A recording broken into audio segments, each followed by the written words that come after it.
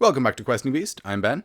Today we're going to be taking a look at A Night at the Golden Duck, which is a little zine-like thing put out by Scrap Princess and Patrick Stuart. And if you know me, I love little zine-like things, and I love Patrick Stuart and Scrap Princess. So this is right up my alley. Before we get into it, though, I have to do a big shout out to Justin Barros, who became a $4 patron over on Patreon. Thanks so much, Justin, for keeping this whole channel going. And if you, the listener, would like to help support the channel as well, you can get these little one-page dungeon adventures that I've been making for $2 patrons and up by heading down to the description below, and you can help support the channel. All right, getting into A Night at the Golden Duck. It is a little zine, but the cool thing about it is that it is a pocket mod. So a pocket mod is when you take a piece of paper and you sort of cut a slit down the middle, and then you do this whole folding maneuver, and it turns into a 4-page pamphlet.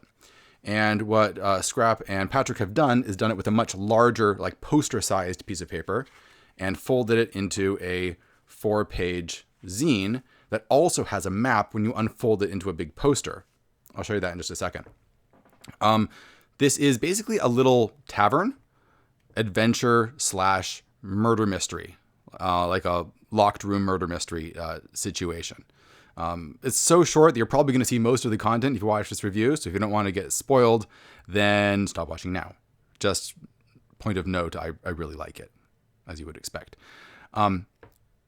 There is made out of 4 or 5 NPCs. So we have Mistrix, who runs the inn, the Golden Duck.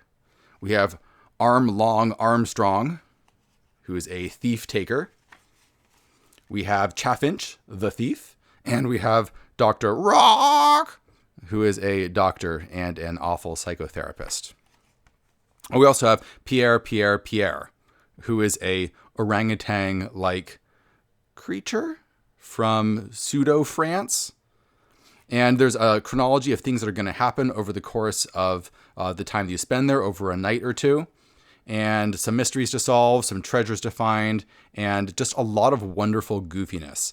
So the tone of this definitely has a mix of Scrap Princess and Patrick Stewart in it. It has this characteristic sort of goofy, whimsical tone that I really love from Scrap's writing, mixed in with Patrick Stewart. You can tell that they both worked on this together.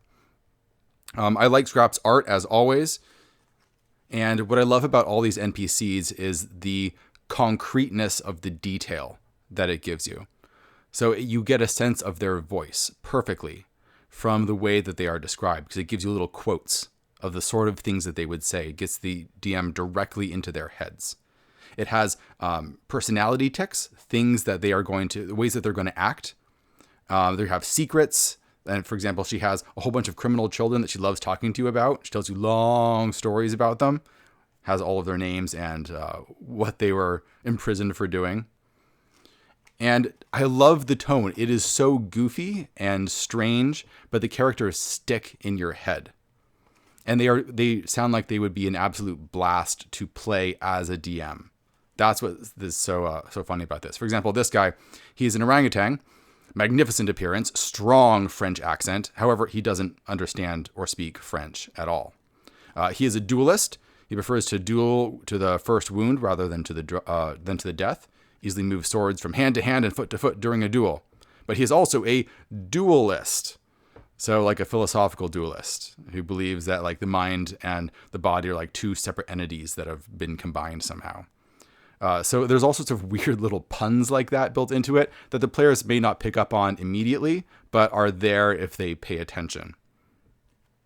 And let's turn to the section in the middle. So if you unfold this whole thing, I'm going to do this correctly. We can't see it all at once, but you actually get map of the Golden Duck on the whole poster on the other side. Right? It has multiple floors. You can see how that all works out here. We have stats for all of the characters, your basic OSR stats. We have our top floor over here, and so on. All the information is there for the taking.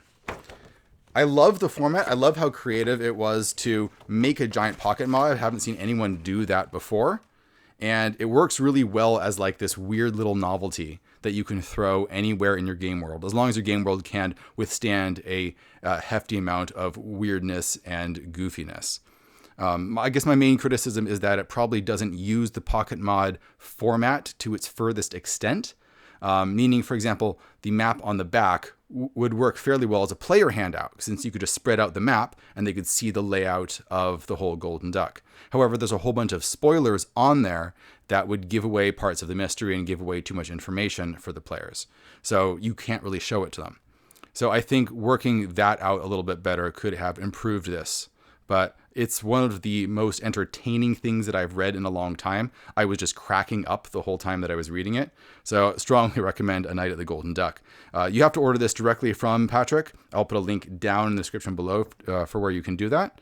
And yeah, check it out. Before we go, I'd like to point out that next time I'm going to be reviewing, here's my little preview, Creatures of Near Kingdoms by ZXCO, who's the author of The Thousand Islands, which I looked at previously. And I have skimmed through this already, and the closest thing in my collection that it reminds me of is Fire on the Velvet Horizon, which is my favorite monster manual, one of my favorite D&D books. Now, this is arguably not even really a D&D book. It's just a description of tons and tons of weird little monsters with these cool black and white, looks like woodcuts, illustrations. How D&D-able is it? We will find out next time once I give this a thorough read. But I'm really excited to look at it because I love Zedek's writing. That's it for my review for today. Thanks for watching, everybody.